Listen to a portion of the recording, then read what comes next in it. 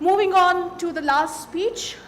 I will now request Dean Faculty of Theology, Professor Tauqeer Alam Falahi, to deliver his Urdu speech.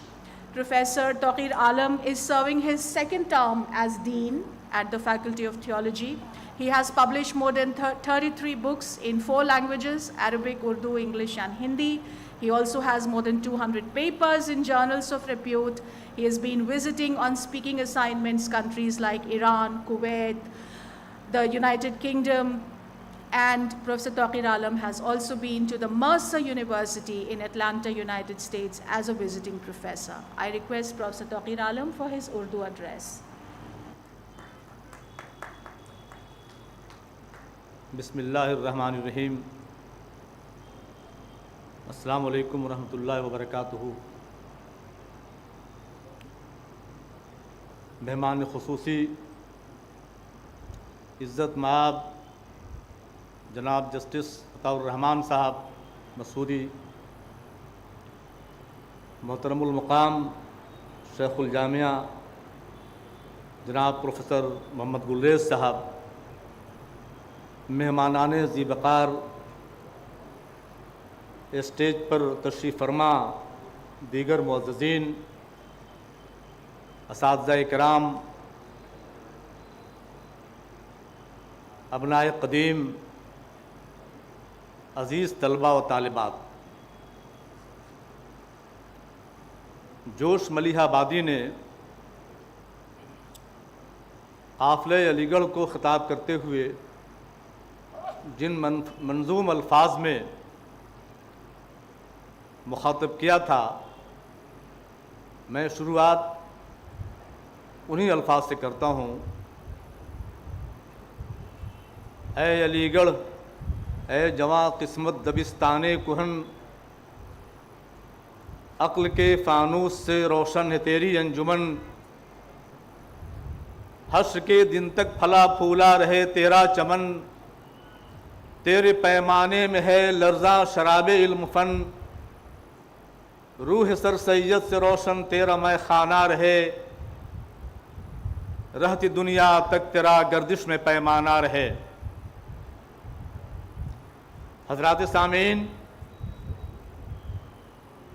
قوم کی فلاح و بہبود کو مرکز توجہ بنا کر جن عظیم المرتبت ہستیوں نے اصلاح قوم کا بیڑا اٹھایا اور قوم کے خوابیدہ ضمیروں کو جگایا، نیز اس کے تنے نازک میں شاہی کے جگر پیدا کرنے کا حوصلہ دیا، ان میں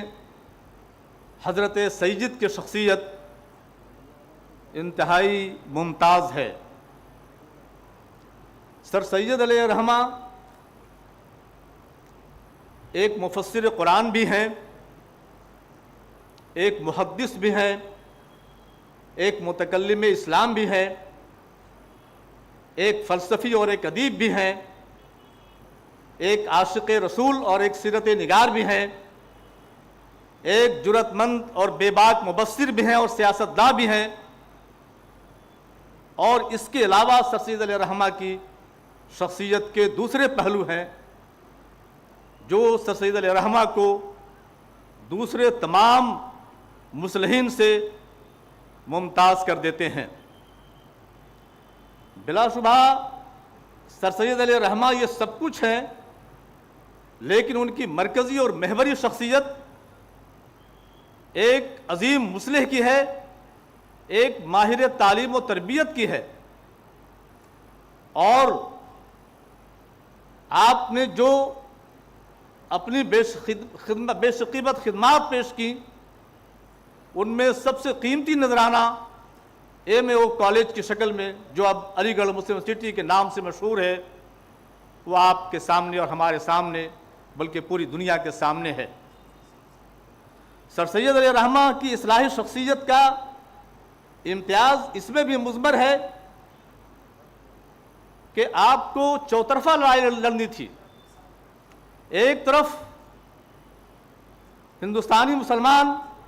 جو تعصب و تقلید جامد کا لبادہ زیب وطن کیے ہوئے تھے،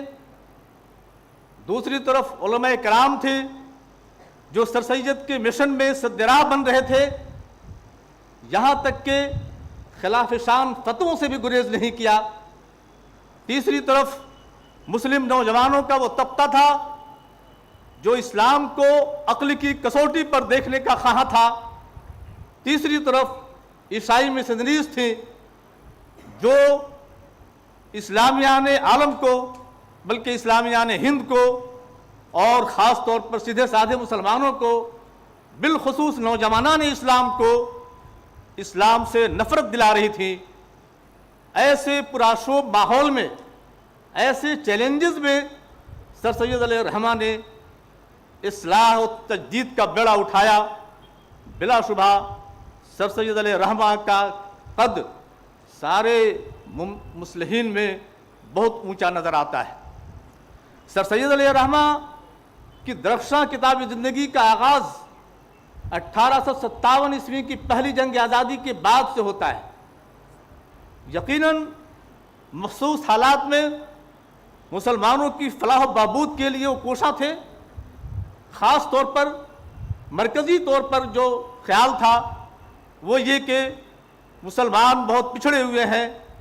بہت شکستہ حال ہیں، زخم خوردہ ہیں، ان کے زخموں پر مرہم رکھنے کی ضرورت ہے۔ اس لحاظ سے وہ بالخصوص مسلمانوں کے لیے سرگرم عمل تھے، اس میں کوئی شبہ نہیں ہے۔ لیکن ایک مبصر کے بقول سر سید علیہ الرحمہ مسلمانوں کی فلاح و بہبود میں ہندوستان کی فلاح و بہبود دیکھ رہے تھے، اور ہندوستان کی فلاح و بہبود میں ایشیا کی فلاح و بہبود دیکھ رہے تھے۔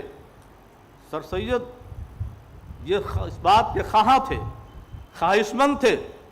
کہ ہندوستان اگر ایک دلہن ہے تو اس دلہن کی دونوں آنکھیں، ہندو اور مسلمان دونوں آنکھیں درست ہوں۔ سر سید اس بات کے خواہاں تھے کہ اگر ہندوستان ایک گھر ہے تو اس گھر کے دونوں مکین، دونوں بھائی، بڑے اور چھوٹے بھائی، یا دونوں بھائی صحت مند ہوں، توانا ہوں، تونگر ہوں، تاکہ اقوام عالم میں ہندوستان جس نقشے پر آئے وہ اس لحاظ سے آئے کہ ہندوستان توانا ہے، تونگر ہے، صحت مند ہے، خوبصورت ہے۔ گویا سر سید صرف مسلمانوں کے لیڈر نہیں تھے بلکہ ہندوستانیوں کے بھی لیڈر تھے۔ سر سید علیہ الرحمہ نے جب تعلیمی تحریک شروع کی تو اس تعلیمی تحریک کے درمیان اپنے طلباء کو اور طالبات کو، بلکہ علی گڑھ برادری کو جو میسج دیا تھا، جو پیغام دیا تھا، وہ ایک پیغام یہ تھا کہ تم اپنے دائیں ہاتھ میں قرآن، دائیں ہاتھ میں فلسفہ اور بائیں ہاتھ میں سائنس، اور سر پہ لا الہ الا اللہ کا تاج۔ اور گویا یہ پیغام اس طرح تھا کہ تم شوق سے کالج میں پڑھو، پارک میں پھولو، جائز ہے غباروں میں اڑو، چرخ پہ جھولو، پر بندے ناچیز کی ایک بات رہے یاد، اپنی اور اپنے خدا کی حقیقت کو نہ بھولو۔ معزز سامعین، سر سید علیہ الرحمہ نے قرآن و سنت کی تعلیمات کو پیش نظر رکھا۔ حکمت ایک بہترین دولت ہے اور مومن کی متاع گمشدہ ہے، کھوئی ہوئی دولت ہے۔ اس کے تحت مغرب اور مغربی تہذیب سے خوشا چینی کی تلقین بھی کی، ترغیب بھی کی، اور اس کے بعد تعصب اور تقلید جامد کا لبادہ اتار پھینکنے کی ترغیب کی، اور انگریزوں کے نمک خوار ہونے کے باوجود، احسانات سے دبے ہونے کے باوجود، آپ جانتے ہیں کہ اسباب بغاوت ہند لکھ کر جرأت مندی کی ایک مثال پیش کی۔ سیرت ولیم میور کی کتاب سیرت لائف آف محمد پر دنداں شکن جواب لکھ کر الخطبات الاحمدیہ کے شکل میں سارے اسلامیان عالم کو، خاص طور پر اسلامیان ہند کو عشق رسول کا سبق سکھایا، اور ایم اے او کالج کا قیمتی نذرانہ پیش کر کے، جو اب علی گڑھ مسلم یونیورسٹی کے شکل میں ہے، قوم کو، پورے ملک کو یہ سرمایہ عظیم دیا۔ آج یہ علی گڑھ مسلم یونیورسٹی ایک چشمہ صافی ہے، جس چشمہ صافی سے ملک اور بیرون ملک کے ہزاروں نہیں لاکھوں افراد سیراب ہو چکے ہیں، اور آج ہو رہے ہیں، اور پروانہ وار اس چشمہ کی طرف بڑھ رہے ہیں۔ علی گڑھ مسلم یونیورسٹی ایک ادارہ ہی نہیں بلکہ ایک تحریک ہے جو ملک اور بیرون ملک میں ہزاروں نہیں بلکہ لاکھوں اداروں کے وجود مسعود کی شکل میں دعوت ملاحظہ دے رہی یہ تحریک، حضرات گرامی، سر سید علیہ الرحمہ قومی فلاح و بہبود سے متعلق ان کے افکار و نظریات ہوں، تعصب و تقلید جامد کے خلاف ان کے افکار ہوں، یا پھر رسوم و روایات کے خلاف ان کی صدائے احتجاج ہو، قوم کس طرح ترقی کرے اس سلسلے میں ان کے افکار و نظریات ہوں، طلبہ و طالبات ہمارے کیسے رہیں نقوش راہ ہوں، اور اسی طرح تعلیم کے سلسلے میں جو افکار و نظریات ہیں، جو روشن و درخشاں افکار و نظریات ہیں، ان روشن افکار و نظریات کی ضرورت صرف ہندوستانی مسلمانوں کو نہیں، صرف ہندوستان کو نہیں، بلکہ پوری دنیا کو ہے۔ ان افکار کی قدر، ان نظریات کی قدر پوری دنیا کے اندر ہے۔ اس لیے بلا شبہ یہ کہا جا سکتا ہے کہ سر سید صرف مسلمانوں کے لیڈر نہیں، صرف ہندوستان کے لیڈر نہیں، اور بلکہ پوری دنیا کے لیڈر ہیں۔ یہی وجہ ہے کہ آج پوری دنیا کے اندر سر سید کو یاد کیا جا رہا ہے، اور سر سید کو اپنے مخصوص انداز میں خراج عقیدت پیش کیا جا رہا ہے۔ میں اس پیغام کے ساتھ آپ سے رخصت ہونا چاہوں گا کہ آج اس گلستان سید کے اندر ہم بیٹھے ہوئے ہیں، اس گلستان سید سے ہماری یہ آواز اٹھنی چاہیے،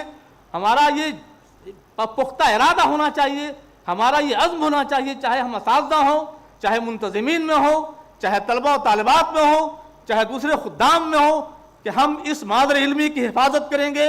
اخلاص کا نذرانہ پیش کریں گے، اور اپنی ساری ہم قربانیاں پیش کریں گے اس ادارے کی بقا کے لیے، اس ادارے کے فروغ کے لیے۔ آخر میں اس پیغام کے ساتھ آپ سے رخصت ہوا چاہتا ہوں، نکی سید کے منصوبوں کی گر تائید یاروں نے، نکی سید کے منصوبوں کی گر تائید یاروں نے، سنبھلنے کی نہیں ہرگز ہے اب تاب و تما ہم میں، بڑی مشکل سے ہاتھ آیا ہے منزل کا نشاں یارو، پہنچنے دو سلامت تاب منزل کارواں یارو۔ شکریہ، السلام علیکم۔